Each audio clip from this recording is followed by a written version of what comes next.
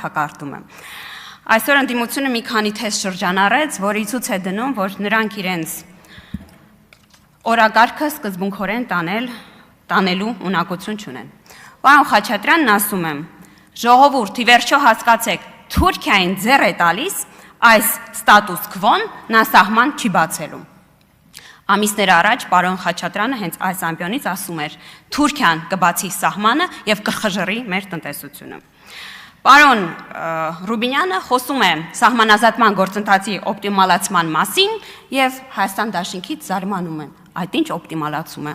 Ուզում եմ հիշեցնել, որ Տիկին Լիլիթ Գալստյանը ամիսներ առաջ, երբ որ այստեղ քննարկվում էր աշխատակարգը, ասում էր. ՀՀԿ կանոնակարգը, ժողովուրդ, ՀՀԿ կանոնակարգը անյենթադրում է օպտիմալացում։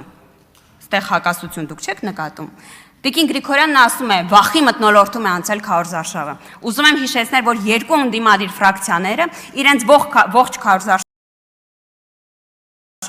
իրականացրել են հենց վախի քարոզով։ Խոսում են 300,000 ադրբեջանցիների վերադարձի մասին։ Պարոն Կարապետյան, ուր են այդ ադրբեջանցիք։ Դուք խոսում եք նրա մասին, որ եթե վարչապետը վերընտրվի, ապա ցեղասպանության հուշահամալիրը վերածվելու է մզկիթի։ Ուր է մզկիթը։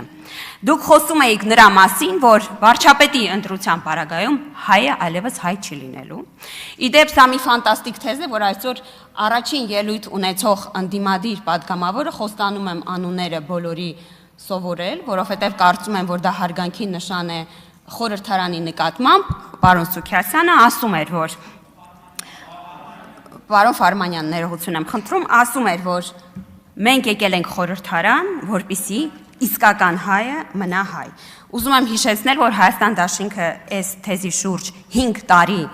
խորհրդարանում աշխատել է, փողոցային պայքարը գեներացրել եւ ինչ տեղի ունեցավ։ Նրանք այսօր կեսի չափով պակասել են եւ զբաղեցնում են այն մասը, վստահ եմ, որ նման հռետորաբանության պարագայում նույնը ակնկալվում է նաև ձեզ։ Ասում եք, դուք խոնարհաբար ամեն ինչ զիջել եք Ադրբեջանին։ Ես պահանջում եմ, որպեսզի դուք այս ամբիոնից ասեք, թե ինչ է Հայաստանի Հանրապետության գործող իշխանությունը զիջել Ադրբեջանին։ Գոնե մեկ օրինակ։ Հա, պարոն Խաչատրյանը, սա էլ իմ սիրած ուրեմն ես վստահ եմ, որ Արթուր Խաչատրյանը այս հարցի պատասխանն ունի, ասում է. Ինչի սահմանազատման աշխատակարգում քարտեզ չկա։ Ուզում եմ հիշեցնել, որ այս նիստերի դալիճում տեղի ունեցել փակ գաղտնի նիստ, որի ընթացքում պարոն Խաչատրյանը ստացել է իր հարցի պատասխանը եւ շատ լավ գիտի, ինչի քարտեզ չկա հիշատակված։ Իշխան Սաղաթելյանն ասում է, այս ամբիոնից, ուրեմն ընտրված ընդդիմադիր պատգամավորը համար 1 քաղաքական ամբիոնից ասում է ազատ խոսքը վտանգված է։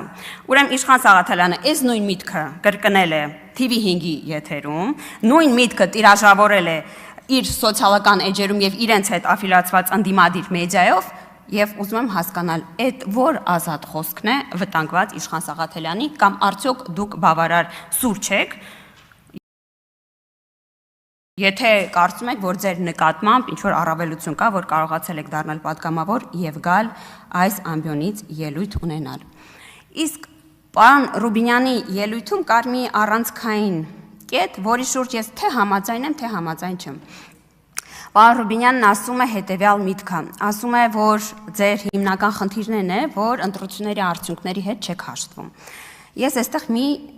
ենթամակարդակ կավելացնեմ եւ կասեմ, որ դուք չեք հաշվում այլևս, որ 18 թվականից Հայաստան իշխանություն ժողովուրդն է, որ ժողովուրդն է ձևավորում իշխանությունը եւ իշխանության ժողովուրդը այլևս խլել անհնար է։ Եվ թերևս գուցե դրա պատճառով էր, որ դուք ողջ քարոզարշավի ընթացքում ըստ տարբեր իրավապահ համակարգի ներկայացուցիչների կողմից տարածված ձայնագրությունների փորձում էիք դերևս գնել ժողովրդի իշխանությունը։ Սա մեծագույն անարգանք է ժողովրդի նկատմամբ։ Սա անարգանք է եւ սա է հիմնական մեր տարբերությունը։ Ամբողջ խնդիրն այն է, որ դուք չեք ընդունում իրականությունը։ Իսկ իրականությունն այն է, որ 2018 թվականից բոլոր արտահերթ եւ հերթական ընտրություններում քաղաքացիական պայմանագիրը ստացել է ժողովրդի մեծամասնությունը եւ պարոն Վարդևանյան, այո դուք գուցե մաթեմատիկայից այդքան էլ ուժեղ չեք, բայց 750,000-ը 630,000-ից շատ է։ Այստեղ ինձ թվում է 4 դասարանի գիտելիքները մաթեմատիկայով կբավարարեին։ Թերևս մի բան կար, որի շուրջ ես եւ Լևոն Քոչարյանը կյանքում առաջին անգամ համաձայն ենք։ Ես էլ չէի պատկերացնում, որ նման բան կարող է լինել, բայց հետևյալ միտքն է, որ այս ընտրություններն անցել են օտարերկրյա հսկայական միջամտությամբ, եւ այո, մենք հաղթել ենք ընտրությունները, եւ որ տեղի են ունենում հսկայական հիբրիդային գրոհներ Հայաստանի Հանրապետության նկատմամբ։ Այս մասին մենք խոսել ենք, ես անձամբ խոսել եմ նաեւ տարբեր միջազգային կառույցներում։ Առաջին անգամ էր, որի քաղաքական գործիքներից անդին կիրառվել է Հայաստանի Հանրապետության նկատմամբ տնտեսական գործիքակազմ։ Պարոն Կարապետյան, ես ինձ թույլ կտամ որպես երիտասարդ, բայց 3 գումարումների պատգամավոր ձեզ մի խորհուրդ տալ։ Օրինակ Էդգար Ղազարյանին կարող եք խորհուրդ տալ, որ այն ելույթը, որ նա ունեցել է, շատ ավելի սուրբ նման ելույթներ օրինակ ունեցել է Քրիստինե Վարդանյանը։ Քրիստինե Վարդանյանն ներկայացնում է մի կուսակցություն, որն ունի Տիկին Վարդանյանը, չեմ սխալվում, 150 տարվա պատմություն։ 115-ն էլ իմ կողմից, 150-ամյա պատմություն։ Այս մարդիկ, որ այստեղ էին նստած, իրանք ես դաշնակցության հետ ունեմ 0 համաձայնություն քաղաքականապես, բայց իրենք ունեն հետագից, քաղաքական հետագից։ Իրանք այս խոսույթը անդադար շարունակեն, ինչ նշանակում գործադիրում Ադրբեջանի ներկայացուցիչն է Ռուբինյանը Թուրքիայի։ Սա ձեզ տանելու այնտեղ, եթե ոչ դուրս։ Ես առաջարկում եմ ձեզ, որպես ել եմ կրկնում, երիտասարդ պատգամավոր, բայց արդեն երրորդ չտանելու։ Իմ բարի խորհուրդն է Էդգար Ղազարյանի հետ այս մասին խոսել, որպեսզի նա դադարի ասել, որ մեր գործադիրի ղեկավարը Ադրբեջանի կողմից նշանակված կամ չեմ էլ հիշում ոնց ասեց։ Պարոն Վարդևանյան, լավ է, եկաք, ես ուր էիք։ Բայց չեք պատրաստվում եք ժողովրդին ասել ինչու մանդատը վայր դրեցիք։ Այդ ինչ անհամաձայնություն եք Ռոբերտ Քոչարյանի հետ, որը չկա Կարապետյանի հետ, այո, մանդատը այդպիսի բան է, երբ որ մանդատը վայր ես դնում, պետք է պատասխանես հանրությանը, թե ինչ անհամաձայն, չէ, ես այսօր հենց նոր բացեցի ձեր տեքստը, ոչ մի քաղաքական տեքստ այդտեղ չկար, ասացի գործընկերներից հետ քննարկել եմ անձնական որոշում է, եկեք այս ամբիոնից պատասխանեք մյուս անգամ, ինչ անհամաձայնություն ունեիք Ռոբերտ Քոչարյանի հետ, որ չունեք Սամվել Կարապետյանի հետ։ Իսկ սիրելի քաղաքացիներ, ես համաձայն եմ, որ խորհրդարանը թերևս ամենացածր վարկանիշ ունեցող կառույցներից մեկն էր վերջին տարիներին, եւ այստեղ բոլորս մեր չափաբաժին մեղքն ունենք։ Եվ երբ որ մենք իրար վիրավորում ենք, շատ հաճախ պետք է հիշենք, որ մենք չենք վիրավորում անձնապես իրար, մենք վիրավորում ենք այս կառույցը, մեր բոլորի պատասխանատվությունն է ազգային ժողովը դարձնել վստահելի մարմին,